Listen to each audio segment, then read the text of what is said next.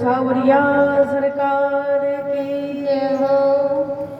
परम मंगलमय व्यास जी के परम पुत्र अभिमन्यु के पुत्र राजा परीक्षित को भगवान की रसोमयी कथा का रसपान करा रहे हैं।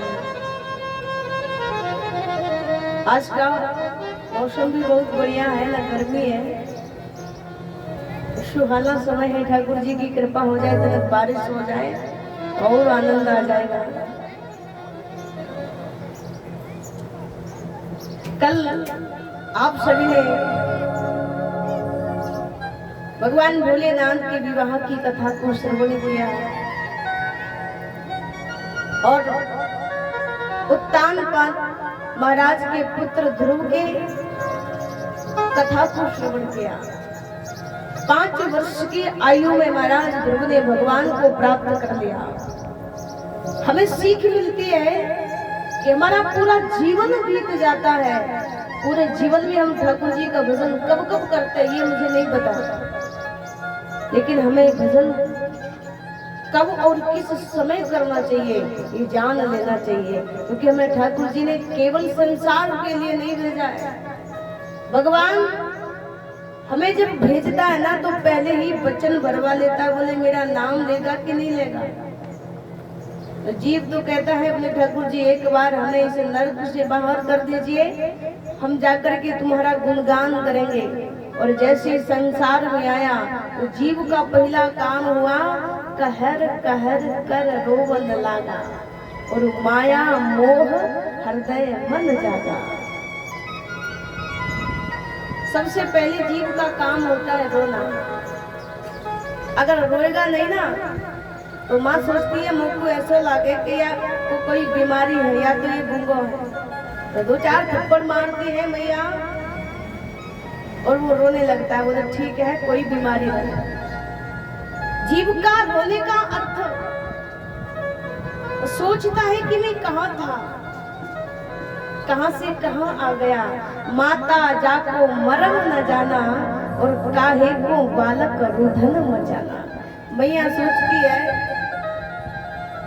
लगता है बालक भूखा है, थोड़ा सा दूध मीठा करती है, उसके मुख में जब डालती है ना तो जीव सोचता है जब उल्टे लटके थे ना तो खाने पीने का कोई भी पदार्थ नहीं था, और यहाँ जैसे ही आए हैं यहाँ तो अच्छा लग रहा है, मीठा पदार्थ मीठा भोजन खाने के लिए मिल रहा है, और वहाँ तो शरीर जलता था। धीरे धीरे मोह माया में जीव फंसने लगता है। अच्छा, मोह आया कहाँ से? बालक अगर हंस गया ना तो माता पिता भी बहुत प्रसन्न होते हैं, हमारा छोरा देखो कितना अच्छा लग रहा है। और शुरू में अगर छोरा के मुंह से अगर मैया निकल गई ना तो माँ इतनी खुश होती है, ये ठाकुर जी की इतनी बड़ी कृपा कि मेरे छोरा ने सबसे पहले मेरा नाम दिया।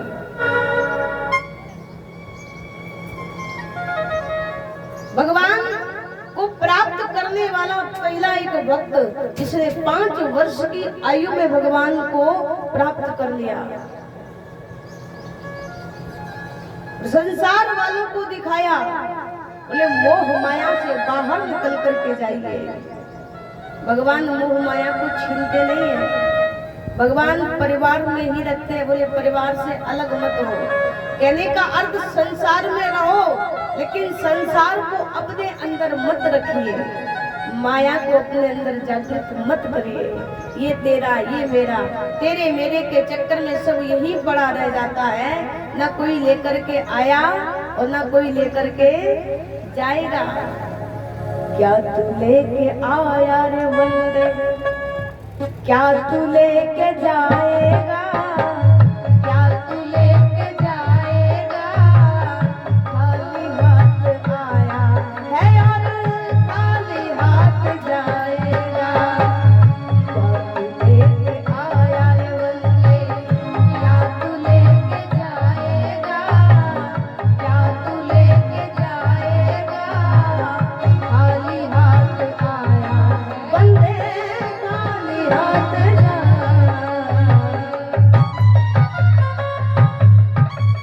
ना कुछ कोई लेके आया ना कुछ कोई लेके जाएगा। अगर लेके जाना है तो क्या लेके जाना है? बोले केवल राम का नाम लेकर जो मर जाएंगे वो अमर नाम दुनिया में कर जाएंगे। आपके राजस्थान में इतने बड़े बड़े भक्त हुए हैं, हर कदम कदम पर भक्त हुए हैं।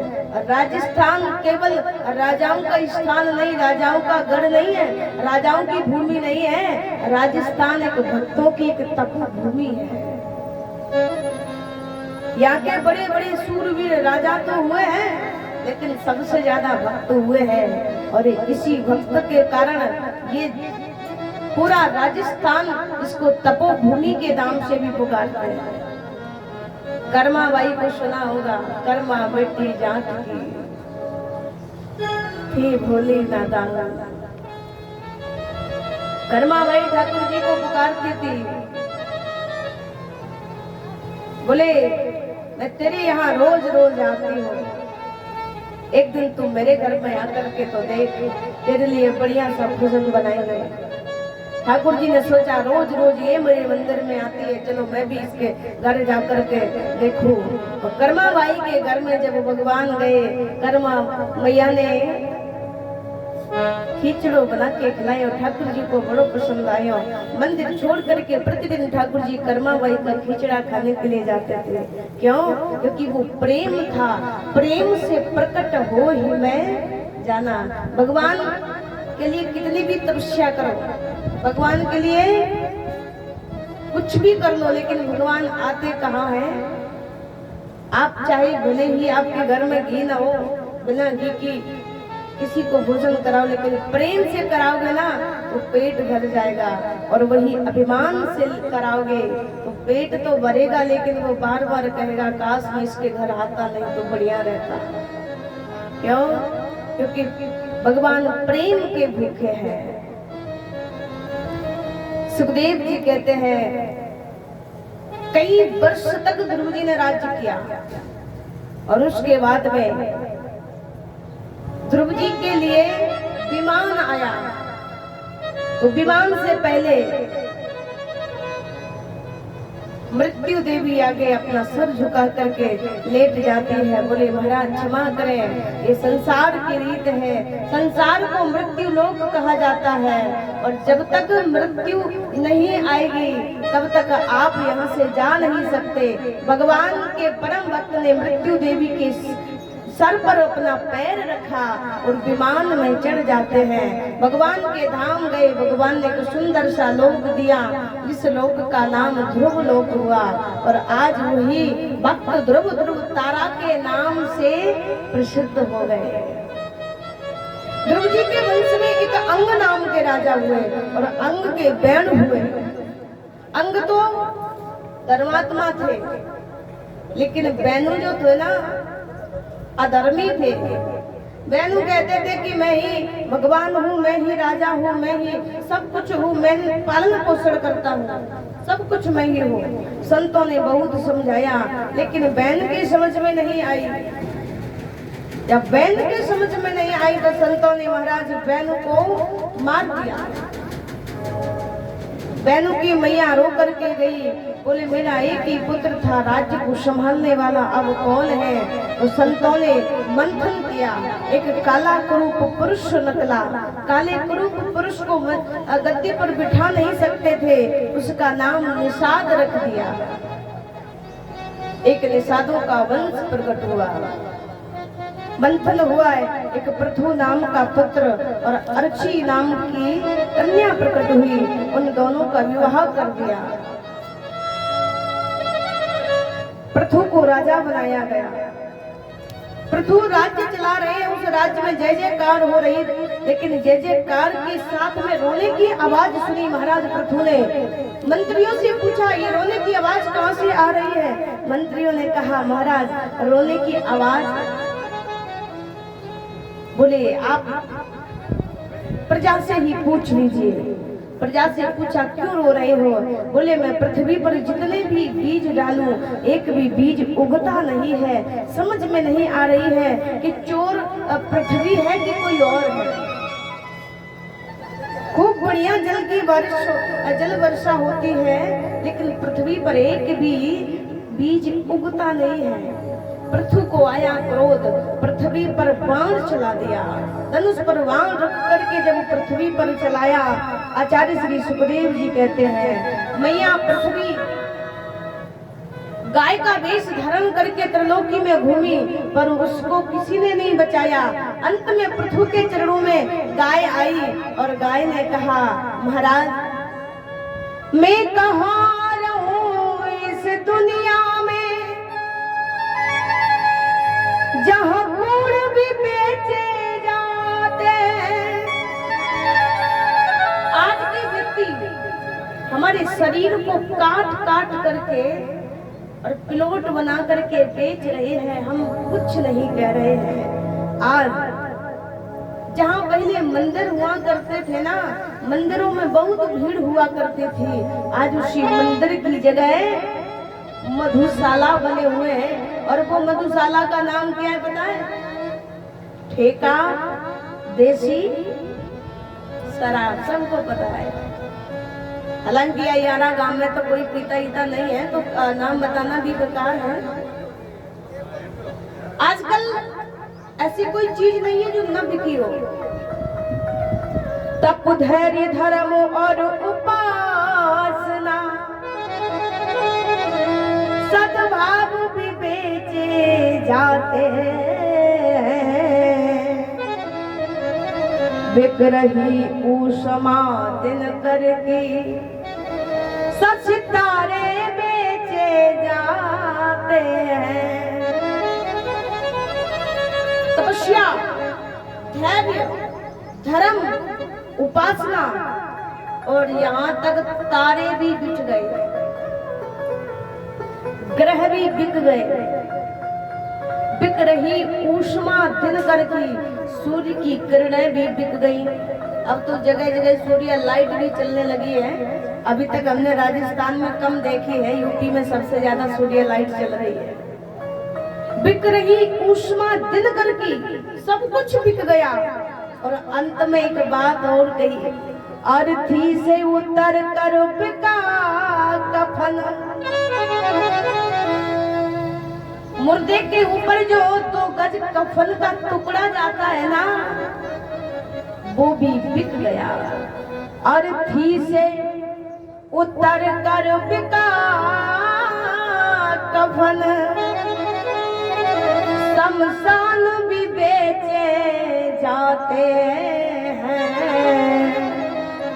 और इंसानों की औकात है क्या, भगवान भी बेचे जाते हैं। शमशान भी बिक गए। शमशान में अगर मुर्दे को ले जाओ तो पहले पैसा देना पड़ेगा जलाने के लिए, उसके बाद में तब चिता में मुखाग्नि लगेगी। और महाराज इंसान भी बिक गए। इंसान कैसे बिके? बोले इंसान इसलिए बिके कि बाप बड़ो ना भैया, सबसे बड़ो रुपया। किसी से कहा बोले 10,000 रुपया देंगे तनक हमारे साथ में, चलो गवाही देनी है, तो वो बिक जाता है।